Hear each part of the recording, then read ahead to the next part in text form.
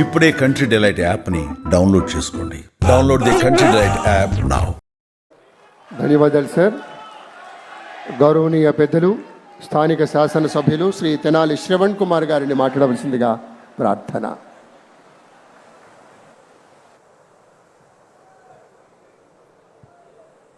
అందరికీ నమస్కారం.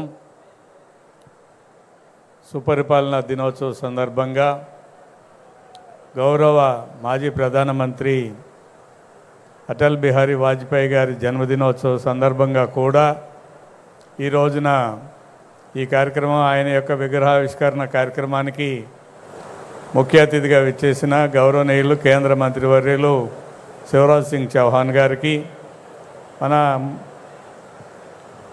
ప్రియతమ నేత, అమరావతి ఆలోచన సృష్టికర్త, ఈ ప్రాంతం దిగ్విజయంగా దివ్యమానంగా వెలగటానికి అన్ని ప్రణాళికలు రచిస్తూ దాన్ని అమలు చేస్తూ మనందరికీ స్ఫూర్తినిస్తున్న మన ప్రీతం ముఖ్యమంత్రి నారా చంద్రబాబు నాయుడు గారికి, వేదిక మీద ఉన్న కేంద్ర మంత్రివర్యులకు, రాష్ట్ర మంత్రివర్యులకు, ఎమ్మెల్యేలందరికీ, శాసనసభ్యులు, ఇతర నాయకులు అందరికీ కూడా నమస్కారం.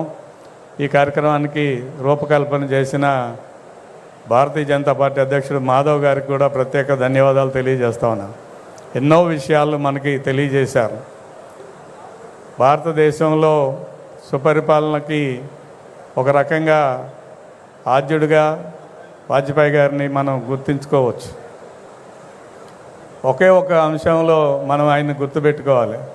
అధికారం కోసం అర్రులు చాచకుండా తనకి సత్యనిష్టతో అధికారం నాకు ముఖ్యం కాదు, నిబద్ధత ముఖ్యం, ఈ అధికారం కోసం అడ్డదారులు తొక్కాల్సిన అవసరం లేదని పార్లమెంట్లో ఓటింగ్ సందర్భంగా ఓడిపోయినా కూడా ఏమాత్రం చెక్కు చెదరని ఆత్మవిశ్వాసంతో తిరిగి ముందుకు తీసుకురావడం అనేది అటల్జీ గురించి మనం నేర్చుకోవాల్సిన అంశంగా భావిస్తూ ఉన్నాను. ఈరోజున్న నేషనల్ హైవేస్ కానీ, అలాగే మొబైల్ ఫోన్స్ కానీ, ఇతర నూతన ఆవిష్కరణలన్నింటినీ కూడా ఆయన సారథ్యంలోనే జరిగింది.